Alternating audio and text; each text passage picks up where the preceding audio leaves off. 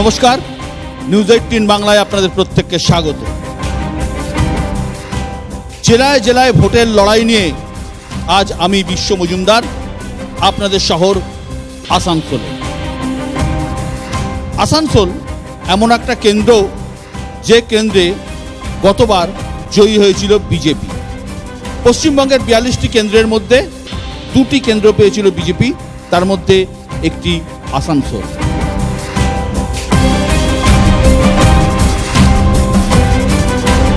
আজ আমাদের মঞ্চে যারা এসেছেন তাদের সাথে আপনাদের পরিচয় করিয়ে দিই। আমার একদম বাঁদিকে আছেন বিশ্বরূপ মণ্ডল, কংগ্রেসের পক্ষ থেকে বলার জন্য, তিনি কংগ্রেস প্রার্থীও। বিশ্বরূপভাবে আপনাকে স্বাগত আমাদের অনুষ্ঠানে আসার জন্য। আমার একদম ডান দিকে রয়েছেন বংশগোপাল চৌধুরী, আসানসোলের অত্যন্ত পরিচিত মুখ, প্রাক্তন মন্ত্রী, সিপিআইএম এর নেতা। বংশদা, আপনাকে স্বাগত আমাদের এই অনুষ্ঠানে আসার জন্য। আমার বাঁদিকে আছেন বাপ্পা চ্যাটার্জি, বিজেপির পক্ষ থেকে বলার জন্য। বাপ্পা, আপনাকেও স্বাগত আজ আমাদের এই অনুষ্ঠানে। আর আমার একদম ডান দিকে রয়েছেন জিতেন তিওয়ারি, তৃণমূল কংগ্রেসের পক্ষ থেকে বলার জন্য। জিতেন বাবুকে আপনারা প্রত্যেকেই জানেন, পরিচিত মুখ, আসানসোলের অত্যন্ত পরিচিত এবং আপনাদের প্রিয় নেতা। বিশ্বরূপের কাছে আসবো। বিশ্বরূপ, এই যে লড়াই হচ্ছে, এই লড়াইয়ে পশ্চিমবঙ্গে কংগ্রেসের অস্তিত্ব এখন মাত্র 2টি জেলাতে এসে ঠেকেছে। তাও মুর্শিদাবাদের অবস্থা খুবই খারাপ, মালদার মোটামুটি একটু হলেও আছে। তো তার বাদ দিয়ে আসানসোলে কংগ্রেস এই যে লড়াই চলছে 3 প্রার্থীর মধ্যে, তার মধ্যে কংগ্রেস কি কোথাও আছে বলে আপনার মনে হয়, বা কংগ্রেসের অবস্থানটা ঠিক কি? আমাদের পশ্চিমবঙ্গের মধ্যে যে 2টি জেলাতে কংগ্রেসের অস্তিত্ব আছে সেটা খুবই দৃঢ় এবং সেখানে সংগঠনটা খুবই কঠিনভাবে ধরে রেখেছে। বাকি রাজ্যে কংগ্রেসের অস্তিত্ব নেই এটা বলা ভুল। আসানসোলেও আমাদের সংগঠন আছে। আজকে আমি বাধা করছি 2019-এ কংগ্রেস অতি অবশ্যই জিতবে। আসানসোলে জিতবেন আপনারা? 100% জিতবেন আসানসোলে। বংশগোপাল চৌধুরী, সিপিআইএম নেতা। বংশদা, এই যে বিভিন্ন জায়গায় আমরা দেখতে পাচ্ছি বাম ভোট রামে শিফট হচ্ছে অনেক জায়গাতে। আপনি আসানসোলের দীর্ঘদিনের পোড়খাওয়া নেতা, দীর্ঘদিনের রাজনীতিক, আপনাকে আমি অনেক দিন ধরেই চিনি। কি বুঝছেন বামেদের ঠিক কি অবস্থা রয়েছে এবার আসানসোলে? একসময় আসানসোল কিন্তু বামেদের শক্ত ঘাঁটি এবং ট্রেড ইউনিয়ন আন্দোলনের একটা পীঠস্থান বলা যেতে পারত। ঠিকই বলেছেন, কিন্তু আমি একটা কথা বলি আপনাকে, যে বামের ভোট রামে যাচ্ছে এই কথাটা একটা প্রচার, আর গেছে সেটা 2011-র পরে এই প্রচারটা আরও বেশি। কিছু মানুষ তো নিশ্চয়ই দিশেহারা হয়েছেন 2011-র পর, যখন পশ্চিমবাংলাতে আমাদের বহু ক্ষেত্রেই আমরা দেখেছি আমাদের কর্মীরা রাস্তায় নামতে পারছে না এবং নানাবিধ আক্রমণের শিকার হয়েছে। কিন্তু এই দুর্ভাগ্য যেন কখনো না হয় যে ওই রকম একটা ফ্যাসিস্ট আরএসএস বাহিনী, তারা হচ্ছে যারা দাঙ্গা লাগাবার জন্যে সেদিনও বড়া করে চেষ্টা করেছে, তার পক্ষে আমরা বামের সমর্থন কখনো আমরা নিয়ে যেতে দেব না। বাপ্পা চ্যাটার্জি, বাপ্পা, গতবার এই আসানসোল কেন্দ্র আপনারা জিতেছিলেন। কিভাবে জিতেছিলেন, কি হিসাবে জিতেছিলেন সেটা আমি পরে আসছি। এবারে আসানসোল ধরে রাখার ব্যাপারে আপনারা কতখানি কনফিডেন্ট? দেখুন, আসানসোল বিজেপি জিততে ছিল। আসানসোল এবার বিজেপি 2 লাখের বেশি ভোটে জিতবে, এটা ফাইনাল। লড়াইটা হচ্ছে 2 নম্বরে কে থাকবে আর 3 নম্বরে কে থাকবে, আমরা ওইটা নিয়ে মাথা ঘামাচ্ছি না। আসানসোলে বিজেপি ছিল, বিজেপি থাকবে। মানে বিজেপি যে ছিল, বিজেপি থাকবে, এ ব্যাপারে আপনি এত জোর দিয়ে কি কেন বলছেন? কি আপনাদের সেই ক্ষমতার বা সেই জোরটা কি? সাংসদের কাজ কি ইস্যু কি? ইস্যু একটাই, মাননীয় প্রধানমন্ত্রীর নেতৃত্বে যেভাবে গোটা দেশ জুড়ে কাজ চলছে, যাতে চোর যতই শোর মাচাক, চোরেরা যতই শোর মাচাক, আলটিমেটলি একটা বিষয় ক্লিয়ার হয়ে গেছে যে মাননীয় নরেন্দ্র মোদী উন্নয়ন যে বাড়িতে বাড়িতে পৌঁছে দিয়েছেন, সেই উন্নয়ন, তার সাথে সাথে বাবুল সুপ্রিয় যেভাবে তাদের কাজকে এগিয়ে নিয়ে গেছে, প্রত্যেকটা ঘরে পৌঁছেছে, তৃণমূলের শতাধিক বাধা সত্ত্বেও, তাই তার ফল বাবুলদা আবার পাবেন এবং ধন্যবাদ বাপ্পা, ধন্যবাদ। ধন্যবাদ। জিতেন তেওয়ারি। জিতেন বাবু, নরেন্দ্র মোদীর উন্নয়নকেই প্রধান হাতিয়ার করছে বিজেপি এবং বাবুল সুপ্রিয়র কাজ। নরেন্দ্র মোদী উন্নয়নের কথা বললেন, কিন্তু স্পেসিফিক ওয়েতে উনি বললেন না যে আসানসোলে কি কি উন্নয়ন হয়েছে সেটা আমি বলে দিই। দুটো উন্নয়ন উনি করেছেন, বার্ন স্ট্যান্ডার্ড বন্ধ করেছেন, হিন্দুস্তান কেবল বন্ধ করেছেন। বার্নস্ট্যান্ডার্ড আর হিন্দুস্তান কেবল এবং সেটা ট্রেড এবং এনটিইউসি এবং সিটু ইউনিয়নের দেন ইসিএল এর ফলস্বরূপ ইসিএল এর বার্নস্ট্যান্ডার্ড আজকে বন্ধ। বলতে দিন ভাই, আমি বলি ভাই, আমি আপনার টার্ন নিলে বলবেন। ইসিএল এর প্রায় 20টি কলিয়ারি বন্ধ হয়ে গেছে, আরো 20টি কলিয়ারি বন্ধ হওয়ার প্রক্রিয়া চলছে।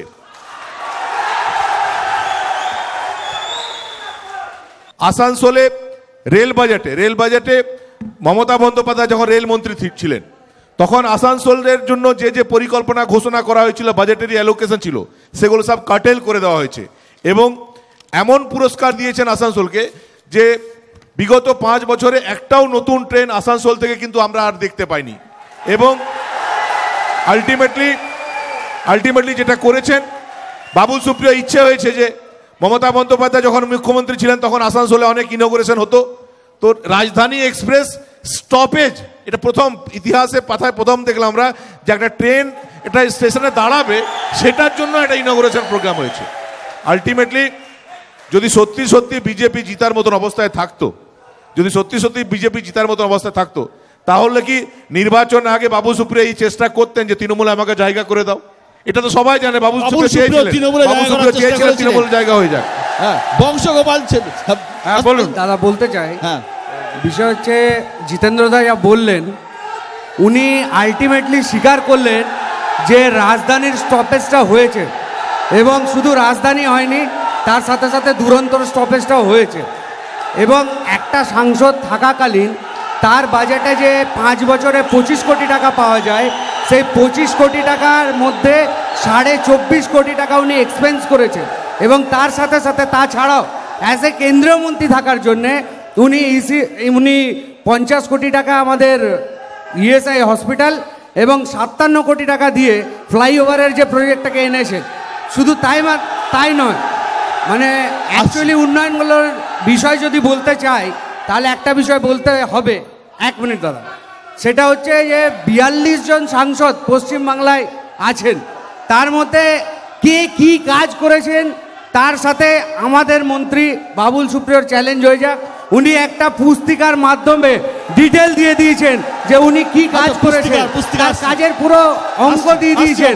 42 জন সাংসদের কাছে আমার চ্যালেঞ্জ যে যদি পারেন তো বাবুল সুপ্রিয়র যা করে দেখিয়েছে আপনারা তার ডিটেলের একটা বাপাসি। বংশগোপাল বাবু, একটা সময় এখানে ট্রেড ইউনিয়ন আন্দোলন আপনাদের একটা বড় ভূমিকা ছিল। পরবর্তীকালে একটার পর একটা কারখানা বন্ধ হয়ে যাচ্ছে, বাম আমল থেকেই হচ্ছে, এমন না যে আজকেই হট করে হয়েছে। এইগুলো কি আপনারা এবারে ইলেকশনে অন্যতম ইস্যু হচ্ছে, নাকি আপনাদের মানে শ্রমিক সংগঠনের এখনো সেই ইয়েটা নেই, সেই যে একটা শক্তিশালী শ্রমিক সংগঠন ছিল সেটা আস্তে আস্তে মানে সেটা কমতে শুরু করেছে? দেখুন, আমি ব্যক্তিগতভাবে সাংসদকে আক্রমণে আমি যাব না, কিন্তু বিজেপির মাননীয় বন্ধুর মনে থাকার কথা যে গত নির্বাচনের সময় হিন্দুস্তান কেবলস খুলে দেব, এটা বিজেপির প্রতিশ্রুতি ছিল। আর বিশেষ করে বার্নওয়াগেন কারখানা বন্ধ হওয়ার পর এই যেখানে আমরা দাঁড়িয়ে আছি তার থেকে একটু দূরে এই কারখানার গেট বন্ধ হয়ে গেল। এবং আমি বলবো 1972 সাল থেকে আজ পর্যন্ত নরেন্দ্র মোদীর সরকার একটা ব্যাপারে রেকর্ড করেছে, 6.1% বেকারত্ব বেড়েছে ভারতবর্ষে। এটা হচ্ছে সরকারি তথ্য। কারখানা হবে না, পশ্চিম বাংলায় কারখানা হবে না।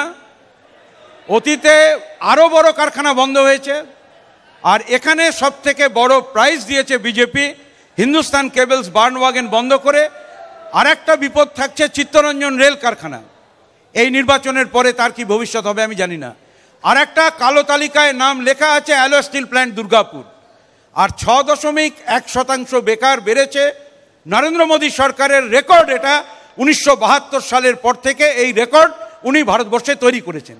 পশ্চিম বাংলার বেকার যুবকের কোনো ভবিষ্যৎ নেই। যে কটা কারখানা হয়েছিল সেটা আবার পশ্চিম বাংলায় শিল্প সম্মেলনের নাম করে তৃণমূলের সরকার সেগুলোকেও আবার বন্ধ করছে।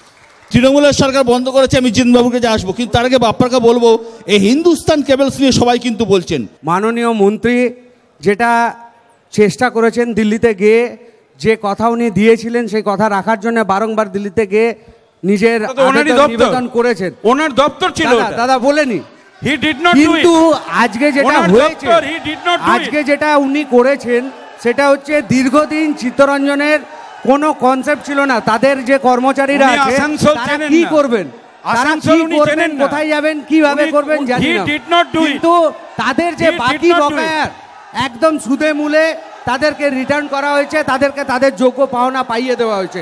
এটা ওনার সর্ব বড় একটা কথা আছে, যোগ্য পাওনা হিন্দুস্তান কেবলসের শ্রমিকরা পায়নি। আমি বলছি 11 কোটি 34 বছর ধরে পশ্চিম বাংলাও পায়নি। 11 কোটি টাকা বলতে দেবেন না, আমাকে আর বলতে দেবেন না, কোন শিল্প আমাকে আর বলতে দেবেন 34 বছর ধরে খালি লাল ঝান্ডা দিয়ে আপনারা শিল্প বন্ধ প্রকাশ হয়ে যাবে, আপনি আমাকে বলতে দেবেন। বলুন বাপা বলুন। 11 কোটি টাকা হিন্দুস্তান কেবলসের শ্রমিকদের প্রভিডেন্ট ফান্ডের, সেই টাকার এখনো হিসেব নেই। আর বার্নওয়াগনের শ্রমিকরা গত মার্চ পর্যন্ত রাস্তায় ঘুরে বেড়াচ্ছে, প্রভিডেন্ট ফান্ড পেনশনের কোনো হিসেব তাদের কেউ দিতে পারে। জিতেন তিওয়ারি, বংশকমলাবাবু অভিযোগ করলেন যে কটা কারখানা আছে সেটাও তৃণমূল বন্ধ করে দিচ্ছে। সিপিএম এর আগে নামই ছিল যে যেখানে সিপিএম সেখানে তালাবন্ধ, যেখানে সিপিএম তালাবন্ধ সেখানে তালাবন্ধ। আসানসোলে গ্লাস ফ্যাক্টরি তৃণমূল কংগ্রেসের সময় বন্ধ হয়নি। আসানসোলে সেনরেলে কারখানা তৃণমূল কংগ্রেসে তখন সরকার আসেনি। একের পর এক যদি এইভাবে গুনতে থাকি আমরা, যে কাজ বংশবাবুর দল বামফ্রন্ট করেছিল ঠিক তারই অনুসরণ করছেন বিজেপি নেতারা বা বিজেপির মোদী সরকার অনুসরণ করছেন। এবং যদি দাদা পশ্চিম বাংলায় সরকারে থাকা বামপন্থী সরকার যদি কারখানাগুলো বন্ধ করে থাকে, তাহলে সেই দায়িত্ব যদি বামপন্থীদের বর্তায়, তো পশ্চিম বাংলায় বাকি কারখানা বন্ধ হওয়ার দায় আপনাদের ওপর বর্তাবে না, এবং এই পরিস্থিতিতেও মমতা বন্দ্যোপাধ্যায় তো বলেছিলেন হেভি ইন্ডাস্ট্রি লাগানো এস্টাবলিশ করা যে কোনো রাজ্য সরকারের পক্ষে সম্ভব না। বাজেটারি যা অ্যালোকেশন থাকে হেভি ইন্ডাস্ট্রি কিন্তু কোনো রাজ্য সরকার লাগাতে পারে না। তবুও মমতা বন্দ্যোপাধ্যায় তো শুধু এটুকু বলেছিলেন যে বামফ্রন্ট যে দেনা করে গেছে তার যে সুদ বাবদ আমাদেরকে যে টাকা দিতে হচ্ছে, এর সঙ্গে সুদের কোনো সম্পর্ক নেই, যে সুদ বাবদ যে টাকা ফেরত দিতে হচ্ছে এর সঙ্গে সুদের কোনো সম্পর্ক, সেটা কয়েক বছরের জন্য, সেটা কয়েক বছরের জন্য সম্পর্ক এর সাথে নেই। সেটা কয়েক 35টা কারখানা বন্ধ করেছেন, মাঝে কথা 35টা কারখানা আপনারা বন্ধ করেছেন, মাঝে যদি কথা না বলতে আমরা তৈরি করেছি কথা বলতে 35টা ছোট মাঝারি কারখানা বন্ধ এটা মাননীয় মুখ্যমন্ত্রী ডিসাইড করে রেখেছেন। আমি বলি বাংলায় শুধু চপের শিল্প। আমি বলি যে যদি সে বারবার মমতা বন্দ্যোপাধ্যায় বলেছিলেন যে না, যে সুদ বাবদ যে অর্থ আমাদেরকে ফেরত দিতে হচ্ছে সেটাকে 5 বছরের না 3 বছরের জন্য, শুধু 3 বছরের জন্য চেয়েছিলাম, এটা পোস্টপোন করে রাখা হোক, কিভাবে ইন্ডাস্ট্রি আনতে হয় তিনি এনে দেখিয়ে দেবেন। তিনি করেছেন এটা। ঋণের অঙ্কটা বলুন, কিন্তু আপনাদের সময় আমি বলি বাংলার স্বার্থে, বাংলার স্বার্থে মমতা বন্দ্যোপাধ্যায় যদি বললেন, বাংলার স্বার্থে মমতা বন্দ্যোপাধ্যায় এর আগে জন্মাননি এত ধারালো অর্থমন্ত্রী যার ধারের পরিষেবা চূড়ান্ত লেভেল ছাড়িয়ে গেছে। সূর্যবাবু যখন বিরোধী দলের নেতা মমতা বন্দ্যোপাধ্যায় বললেন চলুন আমরা দিল্লিতে যাই, বাংলার স্বার্থে আমরা এক প্লেনে যাব, লড়াই করব, সূর্যবাবু তখন বললেন না, আমি মমতা বন্দ্যোপাধ্যায়ের সঙ্গে যাব না, বাংলার উন্নয়ন উনি চান না। এবং বিরোধী দল হিসাবে আপনাদের যে ভূমিকা পালন করা উচিত ছিল সে ভূমিকা আপনারা পালন করেননি।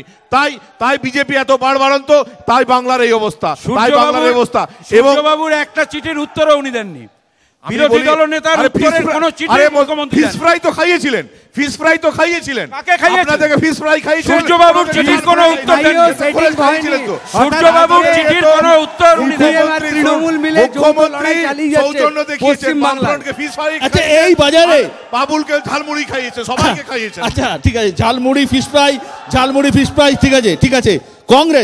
কংগ্রেস আপনাদের ইস্যু কি? আপনারা কি ইস্যু ভিত্তি করে আসানসোলে নির্বাচন লড়ছেন? একটা কথা প্রথমে বলা দরকার, যেটা শুনতে হয়তো খারাপ লাগবে কিন্তু আমাকে বলতে বাধ্য করেছে। বলছে আমি গ্রামের মানুষ, গ্রামে রবো, শহর যাব না, শহরের নেতা কোনোদিন গ্রামে আসবে না।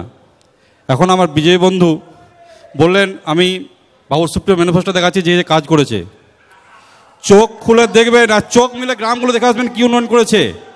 বাবুল সুপ্রিয় যে সীতাবাড়ি গ্রামটা নিয়েছে, গোদে কোলে নিয়েছে, সেটা এখনো কিছু হয়নি।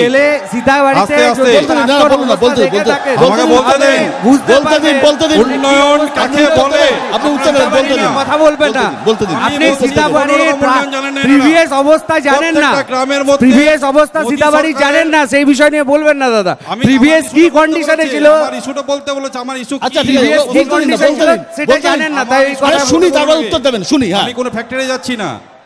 আপনারা যখন শুনেছেন যে বিজেপি সরকার ইন্দিরা বিকাশ দিয়েছে, তার ইন্দিরা বিকাশে একটা গ্রামে গিয়ে দেখুন তো কতজন মানুষ পেয়েছে। সুলভ শৌচালয় দিয়েছে, সেটাও পায়নি। পানীয় জলের কোনো ব্যবস্থা করতে পারেনি, যেটা মানুষের পানীয় জলের বিষয়টা নিয়ে বাবুল সুপ্রিয় যে কাজটা এখানে করেছেন। আপনারা কি ঘুমিয়েছিলেন? আমি জিতেন তিওয়ারির কাছে আসবো। জিতেন দা, একটা বড় অভিযোগ এখানে পানীয় জল, এবং এ নিয়ে আপনি দেখুন, আসানসোলের মেয়র, দেখুন কুলটিতে পানীয় জলের ব্যবস্থা 95% হয়ে গেছে। ফার্স্ট ফেজের কাজ কমপ্লিট, সেকেন্ড ফেজে কাজ আরম্ভ হতে চলেছে। আসানসোলে অলরেডি পানীয় জলের প্রজেক্ট কমপ্লিট, এবং 1 জানুয়ারি 2020 থেকে ভারতবর্ষে প্রথম আসানসোল শহর যেখানে 24 ঘন্টা পানীয় জল দেওয়া হবে, সেই কাজ শুরু হতে চলেছে। শুধু এটাই না, আমার বলতে দ্বিধা নেই, বাবুল বাবু যখন প্রথম আসানসোল শিফট করলেন, উনি বললেন ভাই আমি ফ্ল্যাটে এসেছি, আমার ফ্ল্যাটের জলটা তাড়াতাড়ি যেন হয়ে যায়। 24 ঘন্টার মধ্যে ওনার ফ্ল্যাটেও পানীয় জল পৌঁছে দেওয়া হয়েছিল, সেটা বাবুল বাবুর কাছে জেনে নেবেন আপনি। সে ব্যবস্থা করে দেওয়া হয়েছিল, সবার পানীয় জলের ব্যবস্থা করা হয়েছে, বাবুল বাবুর পানিতে ব্যবস্থা করা হয়েছে, কোনো কারণ নেই। আমাদের তেওয়ার স্যার বলছেন যে কুলটি শহরটাকে জলের ব্যবস্থা করে দিয়েছেন, কিন্তু একবার গ্রামগুলোকে দেখা হোক, গ্রামের মানুষ জল খেতে পায় না। কুলটির একটা দুর্ভাগ্য আছে, সবাই যদি একটু মন দিয়ে শান্ত হয়ে শোনেন। আমি কাউকে বিদ্বেষমূলকভাবে আক্রমণ আমি করি না। 132 কোটি টাকা কুলটিতে এসেছিল Jawaharlal Nehru national urban renewal মিশনে। সেই টাকা তখন কুলটিতে পৌরসভা ছিল, আমি জিতেনবাবুকে দোষ দেব না। তখন 2009-10 সালে তৃণমূল কংগ্রেসের পরিচালিত পৌরসভা সেই টাকা নিল না, জেদ করে কোর্টে মামলা করে 132 কোটি টাকা দিল্লিতে ফেরত চলে গেল। এটা কুলটির দুর্ভাগ্য। কুলটির লোকেরা কিন্তু জল এখনো পাচ্ছে না। আর 2 নম্বর আমি কাজটি এডিট আচ্ছা 2 নম্বর হচ্ছে আপনি আসানসোল আর জিতেনবাবু আমাকে করতে দেননি কেন? আপনি জিতেনবাবু আমাকে আর এগোতে দেবেন না, আপনি মিউনিসিপ্যালিটিকে করতে দেননি, আমাকে আর এগোতে দেবেন না। এডিডি থেকে কাজটি করব, তাই এই মামলা মোকদ্দমা হয়েছিল। আপনিও তো সংযত থাকেন। জয় করে তোর ভয় কেন উড়ে যায় না? আসানসোলের জল প্রকল্প শুরু এডিডি এর হাত ধরে, আপনি সালটা দয়া করে বলুন। এই বৈষ্ণববান থেকে শুরু করে আসানসোলের রেলপার শুরু আমরা করেছিলাম বামফ্রন্টের আমলে, আপনি স্বীকার করুন।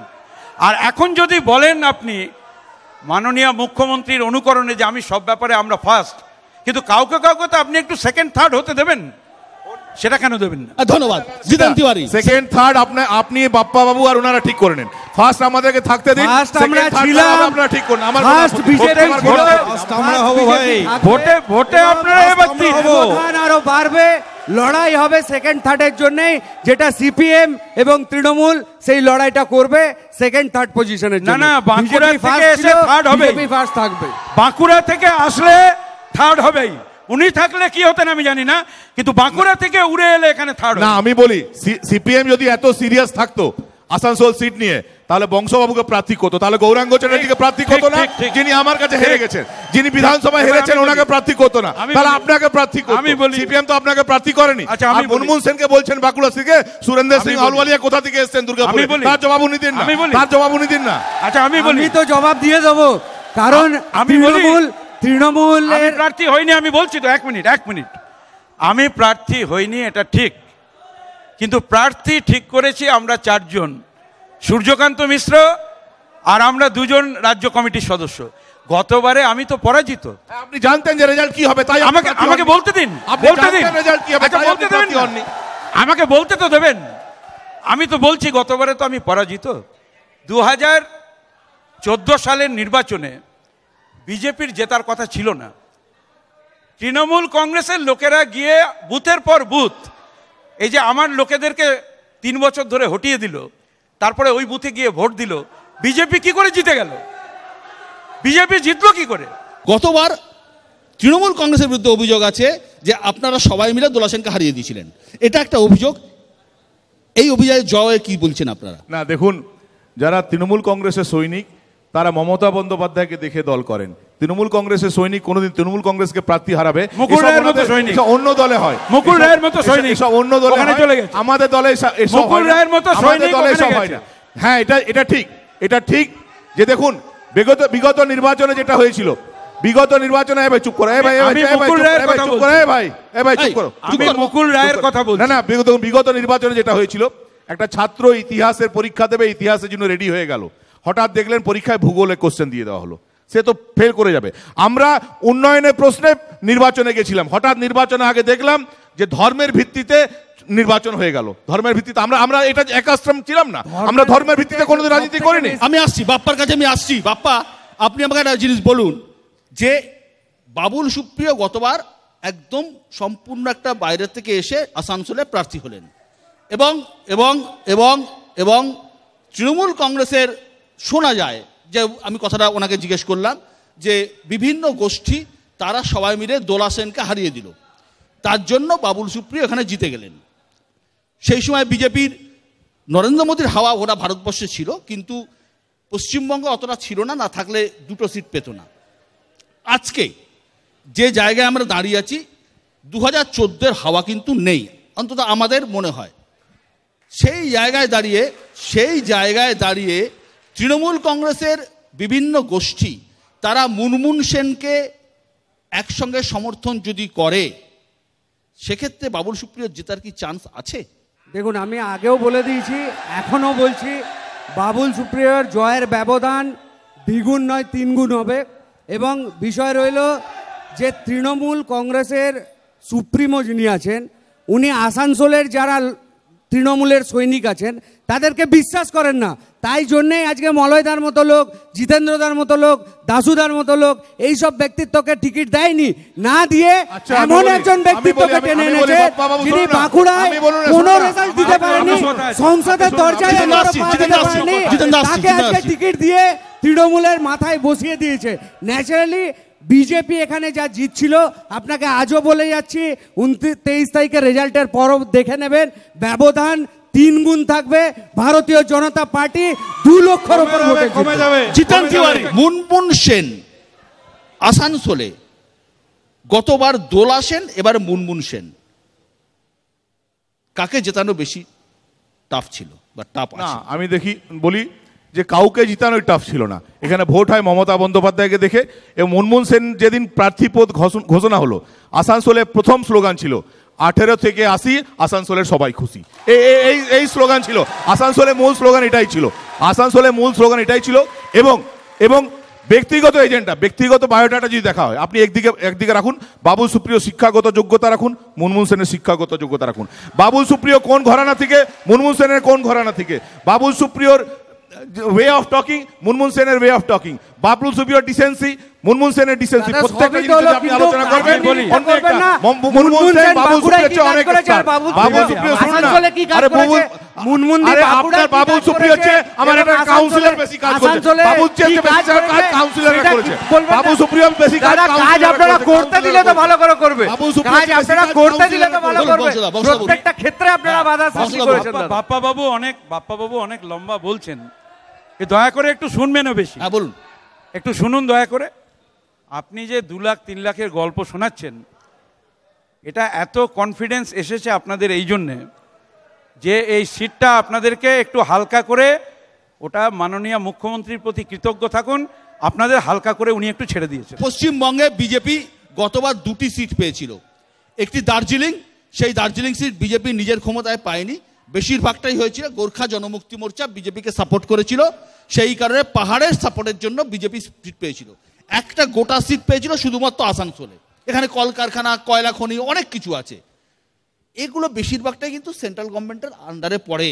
রেল, কয়লা, বড় বড় কারখানা, ইস্পাত, সব মিলিয়ে কোথাও কি আপনাদের প্রার্থীকে, তিনি কেন্দ্রীয় মন্ত্রীও বটে, কোথাও রাস্তাঘাটে বা কোনো প্রচার সভায় এইগুলো কি আপনাদের ফেস করতে হচ্ছে না? দাদা, এখন যেটা ফেস করতে হচ্ছে পরিষ্কার ব্যাপার, তৃণমূলের যে লুট পশ্চিমবঙ্গ রাজ্য জুড়ে চলছে, সেটা একের পর এক শিল্প সম্মেলন হয়েছে, কিন্তু একটাও শিল্প পশ্চিমবাংলায় আসেনি।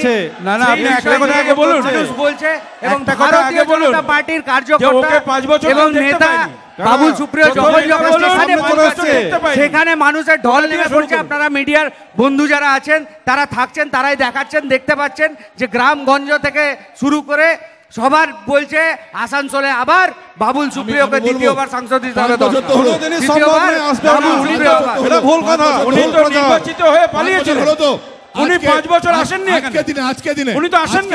আসবেন কেন? আসা দরকার আছে। যদি জিজ্ঞেস করা হয়, যদি জিজ্ঞেস করা হয় যে আসানসোলে বিবি কলেজের প্রিন্সিপালের নাম কি, বাবু সুপ্রিয় বলতে পারবেন না। যদি বলা হয় যে সত্যেন গাঙ্গুলিকে, উনি বলতে পারবেন না। যদি বলা হয় শর্মিলা ঠাকুর আসানসোলে কোন কনভেন্ট থেকে পড়াশোনা করেছেন, উনি বলতে পারবেন না। উনি কি বলতে পারবেন? কি বলতে পারবেন? আসানসোলে কারা কারা কি বলতে পারবেন, কি বলতে পারবেন সেটা কথা নয়, কাজ হচ্ছে আলটিমেট কথা। বাবুল সুপ্রিয় কাজ করতে চাইছেন, কাজ করে দেখাতে চাইছেন, কাজ করছেন এবং একের পর এক কাজ করে দেখিয়েছেন। কয়লা এটা ভুল, এটা মিথ্যা, একদম পুরোপুরি মিথ্যা নিয়ে এসেছে। মজার ব্যাপার, এই মঞ্চেই দেখে নিন, তিনজন আলাদা আলাদা লড়ছেন ঠিকই, কিন্তু লক্ষ্য একটাই, সেটা হচ্ছে বিজেপি বিরোধিতা, মোদী বিরোধিতা। কোনো ইস্যু নেই, বিজেপির বিরোধিতা, মোদীজির বিরোধিতা। জিতেন তিওয়ারি বলছেন কয়লার সঙ্গে যুক্ত আছেন আপনাদের দলের লোকজন। বাবুল সুপ্রিয় কয়লার সাথে কে যুক্ত আছে? গোটা পশ্চিমবাংলা জুড়ে কয়লা, লোহা, কয়লা চোর, লোহা চোর, বালি চোর, সারদার সাথে কে, নারদার সাথে কে, গোটা পশ্চিমবঙ্গ জানে এবং তার প্রতিফলন এবার ভোটে হবে। অপেক্ষা করুন, সময় চলে এসছে, অপেক্ষা করুন, সময় চলে এসছে, আপনারা দেখতে পাবেন, আপনারা দেখতে পাবেন, সময় চলে এসছে। কয়লার সাথে, লোহার সাথে, বালির সাথে কারা যুক্ত আছে সেটা পরিষ্কার। আসানসোলের সবথেকে বড় কয়লা মাফিয়া কে, সেটা আপনি আপনার মুখ থেকে মানাচ্ছেন না দাদা। কয়লার আসানসোলে মাফিয়া কে সেটা সবথেকে ভালো আপনি জানেন। কয়লা চুরি বন্ধ করার দায়িত্ব কার? কয়লা চুরি বন্ধ করার দায়িত্ব সিএসএফ চুরি নয়, আপনারা পুলিশ দিয়ে চুরি করাচ্ছেন, আপনারা লোকাল অ্যাডমিনিস্ট্রেশন দিয়ে চুরি করাচ্ছেন, আপনারা লোকাল অ্যাডমিনিস্ট্রেশন পুলিশকে ব্যবহার করে আপনারা কয়লা চুরি করাচ্ছেন। আপনারা নিজেরা লোকাল অ্যাডমিনিস্ট্রেশন পুলিশকে দিয়ে এসডিও ভিডিওর হেল্প নিয়ে আপনারা কয়লা চুরি করছেন। দাদা, এই বিষয়টা বলবেন না। আমি বলি, প্রথমত যে এমপির দর্শন পাওয়া যায় না, বাপ্পা বাবু শত চিৎকার করলেও তার দর্শন উনি পাবেন না। কয়লার ব্যাপারে আমাকে একটা কথা দয়া করে বলবেন, কেন্দ্রীয় প্রতিমন্ত্রী, উনি স্বরাষ্ট্র দপ্তরকে, দিল্লির কয়লা মন্ত্রকের সঙ্গে যে স্বরাষ্ট্র মন্ত্রক যুক্ত থাকে, কাজ করে সিআইএসএফ নিয়ে, উনি একটা কথাও বলেননি। দুই পশ্চিমবাংলার পুলিশ নির্বিকার হয়ে এখান থেকে কলকাতায় পাচার করছে, সে ব্যাপারেও তো উনি কোনো ভূমিকা পালন করেন। আমি বলি, ঝালমুড়ি আসল কথা হচ্ছে এটাই যে লোকাল অ্যাডমিনিস্ট্রেশনকে দিয়ে সিআইএসএফ এর লিমিটেড এরিয়া আছে। এটা যদি ঠিক হয় বংশবাবু, তাহলে বিরোধী দলের নেতা হিসাবে আপনারা কেন রাস্তায় নামেননি? আপনারা ভাগ পাচ্ছিলেন, মানে প্রত্যেকটা জায়গায় চোর বাঁচায় চোর, বলতে দিন, আর অন্য কোনো ইস্যু নেই। তাহলে আমাকে বলতে দিন, আপনাদের দায়িত্ব ছিল, বলতে দিন। এই রাজ্যের মুখ্য সচিবের কাছে গত 3 বছরে ডিজি পুলিশের কাছে যত চিঠি আমাদের পক্ষ থেকে গেছে এবং কোর্টে আমরা মামলা করেছি, আমাকে বলতে দেবেন প্লিজ। কালিদাসপুরে 40 জন লোক যখন চামা পড়ে মারা যায়, বাঁকুড়া, আরে সেটা ইসিএল এর মধ্যে, আরে বলতে দেবেন, পশ্চিমবাংলার বাইরে নয়, বাঁকুড়ার কথা বলছি, আরে পশ্চিমবাংলার বাইরে নয়। আমি বলি বুদ্ধদেব বাবুকে মঞ্চে, না লোকাল অ্যাডমিনিস্ট্রেশনকে দিয়ে কয়লা চুরি করাচ্ছে তৃণমূল, লোকাল অ্যাডমিনিস্ট্রেশনকে দিয়ে কয়লা চুরি করাচ্ছে তৃণমূল, এবং তারা এই কয়লা চুরির পয়সায় পার্টি ফান্ড জমাচ্ছে। আমাকে আর বলতে দেবেন না, বাকিটা উনি আর বলতে দেবেন না, উনি বলতে দেবেন না, বাকিটা উনি বলতে দেবেন না। না, আমাকে একটা কথা বলতে দিন প্লিজ প্লিজ। আমি বলছি কয়লা চুরির পরে এখন আবার সোনা চুরির কথা উঠেছে। কয়লার পরে আবার উঠেছে সোনা, আর এক লাভ। সিবিআই নির্বিকার, আর তার জন্য বিজেপি ইউনিটি তৈরি। আপনারা জানেন না, আপনি জানেন। আমি একটা প্রশ্নে আসছি, আমি প্রশ্নে আসছি জিতেন তিওয়ারির কাছে। পশ্চিমবঙ্গে অন্যান্য আসন ছেড়ে দিন, আসানসোলে আপনারা ভোট প্রচারে কোন জিনিসগুলোকে মেন ইস্যু করছেন? আপনাদের কি বলছেন মানুষের কাছে, কেন আপনাদের প্রার্থীকে মানুষ ভোট দেবে? রাজ্যের মুখ্যমন্ত্রীর উন্নয়ন, আসানসোল পৌর নিগম, পশ্চিম বর্ধমান জেলা পরিষদের উন্নয়ন, এবং বিগত 5 বছরে কেন্দ্রীয় সরকার যে প্রতিশ্রুতি দিয়েছিল, বাবুল সুপ্রিয়র ব্যর্থতা এবং কেন্দ্রীয় সরকারের ব্যর্থতা, এটাই নিয়ে আমরা মানুষের কাছে যাচ্ছি। বাবুর কাছে একটা প্রশ্ন আছে, বলুন। যে আপনি একটা বই অনেকক্ষণ ধরে দেখাচ্ছেন ডেভেলপমেন্টের, তো যদি আসানসোল কর্পোরেশনের এরকম একটা বই বার করা হয়, তাহলে প্রত্যেকটা ওয়ার্ডে ওই রকম করে 20টা বই ছাপাতে হবে। এক মিনিট আমার প্রশ্নটা যেখানে যদি বাবুল সুপ্রিয় উন্নয়ন করে থাকে, যদি এত উন্নয়ন আপনারা করেছেন, তাহলে পাড়ায় পাড়ায় আপনাদের আরএসএস এর এজেন্টকে গিয়ে কেন বলতে হচ্ছে হিন্দুত্ব রক্ষা করার জন্য বিজেপিকে ভোট দাও? কেন আপনারা ডেভেলপমেন্টের জন্য?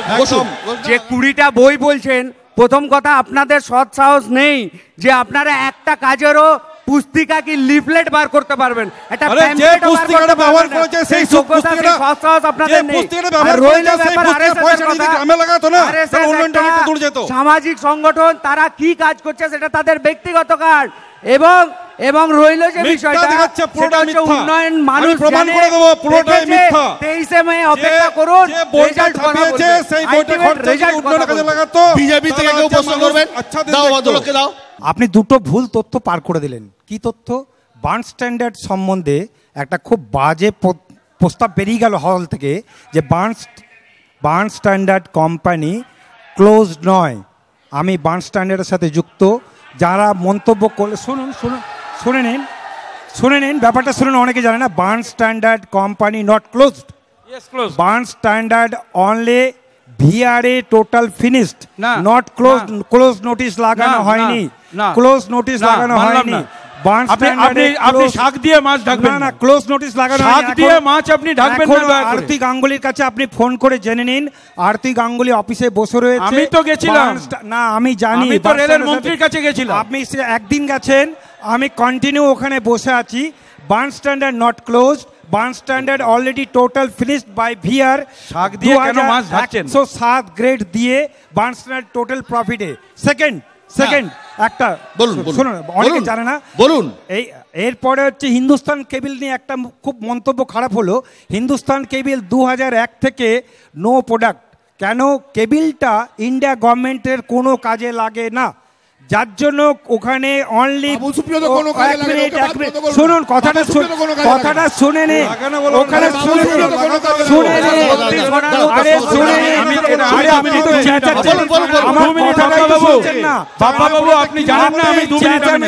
আমার কথাটা শুনুন। কেবিলসের 2 মিনিট আপনি শুনুন, কেবিলটা ইউজ হয় না, যার জন্য প্লিজ ধন্যবাদ, আপনাকে ধন্যবাদ। আপনি মন দিয়ে শুনুন। বলুন। মাননীয় প্রণব মুখার্জি, মহামান্য রাষ্ট্রপতি, প্রাক্তন রাষ্ট্রপতি, উনি যখন অর্থমন্ত্রী ছিলেন, আমি ধন্যবাদ দেব ওনাকে। আর একে অ্যান্টনি প্রতিরক্ষা দপ্তরকে এটা হ্যান্ডওভার করে ওখানে টিম পরিদর্শন করেছিল, যা আপনি জানেন না। এটা মনমোহন সিং সরকারের অবদান ছিল, আমি স্বীকার করব সেটা, যে ডিফেন্সের একে অ্যান্টনি অত্যন্ত ভদ্রলোক মানুষ তিনি। উনি ডিফেন্স মিনিস্ট্রি থেকে এটাকে টেক ওভার করার চেষ্টা করেছিলেন।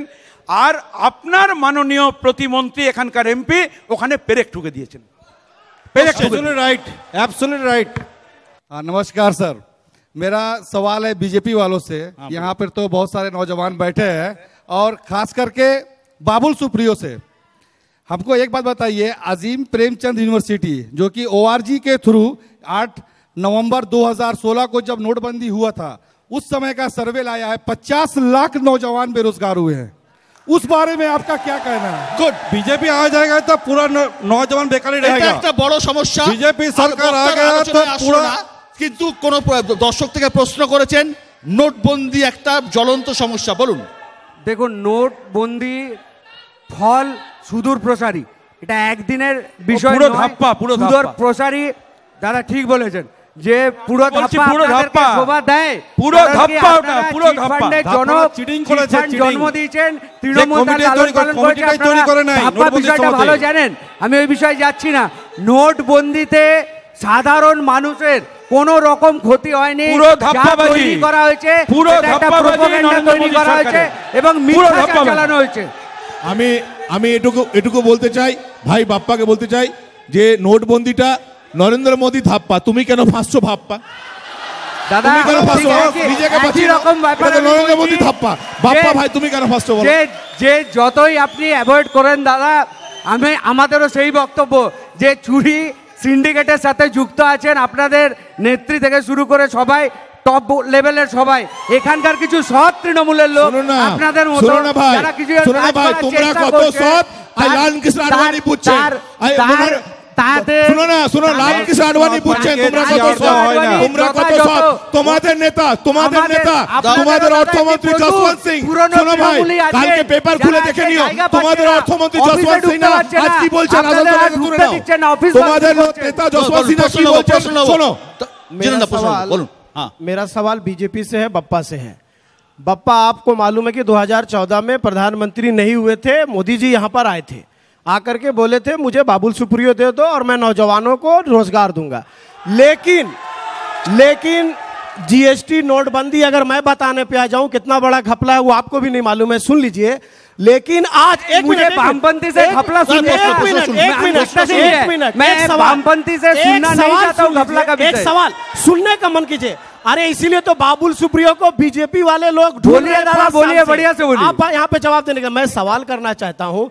आज वो बीजेपी जो बोल रही थी कि सबका साथ सबका विकास, नौजवानों को रोजगार दिया जाएगा, लेकिन आज आखिरी में ये क्या हो गया कि साध्वी प्रज्ञा जैसी आतंकवादी को आप लोग टिकट दे रहे हैं। दादा साथी बिल्कुल प्रज्ञा सही, बिल्कुल क्या सही। है, और भी है, ये और भी है। पता है, और भी लेकिन है। जब यहाँ कोयला जमीन घोटाले से जो जुड़े हुए हैं वो इलेक्शन लड़ रहे हैं, यहाँ पर ही वामपंथी दोस्त लोग पाकिस्तान जिंदाबाद का स्लोगन देकर चुनाव लड़ सकते हैं। वामपंथी तो शांति प्रज्ञा लोग मोदी जाता है, एक पाकिस्तान देशभक्त बिरयानी खाने के लिए, और जिंदाबाद देश विरोधियों जाता है, बिरयानी खाने के लिए दांत मोदी जी। खट्टा करने के लिए मोदी उतरी है जाता और है दांत खट्टा पाकिस्तान बिरयानी करेगी। खाने के लिए।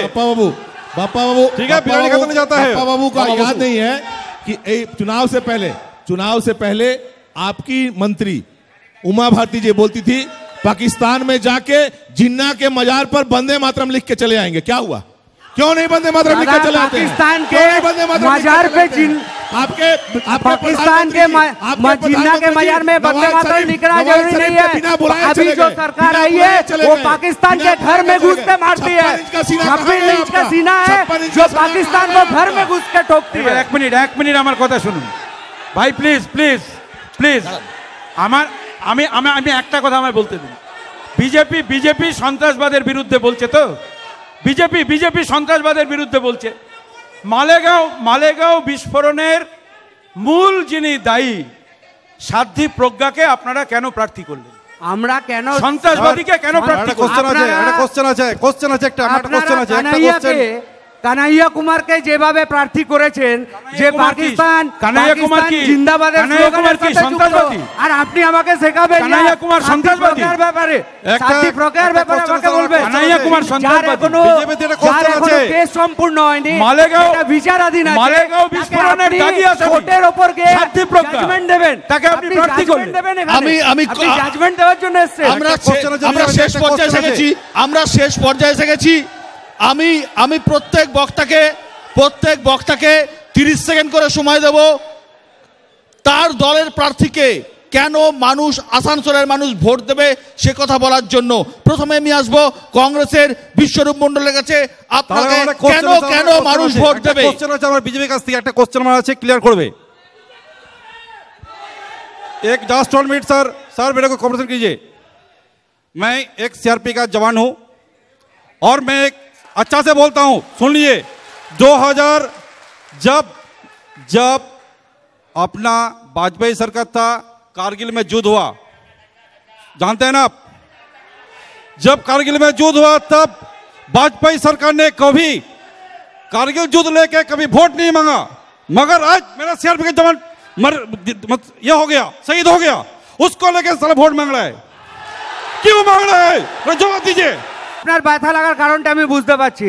মোদিজি সেনার শৌর্যকে অলওয়েজ স্যালুট জানিয়েছেন, সেনার শৌর্যকে সম্মান জানিয়েছেন এবং সম্মান জানিয়েছেন। মোদিজি সেনাকে দেখিয়ে ভোট আপনারা সেনাকে চিরজীবন অসম্মান করে গেছেন। আপনাদের নেতারা সেনাদের সাথে কি ব্যবহার করেছে তার ভিডিও প্রচুর ফুটেজ আছে, প্রচুর ভিডিও ফুটেজ আছে। কংগ্রেসের নেতা নেত্রীরা সেনাদের সাথে কি ব্যবহার করেছে, সুতরাং সেই ব্যাপার নিয়ে কথা বলবেন না। মোদিজি সেনার শৌর্যকে স্যালুট জানায়।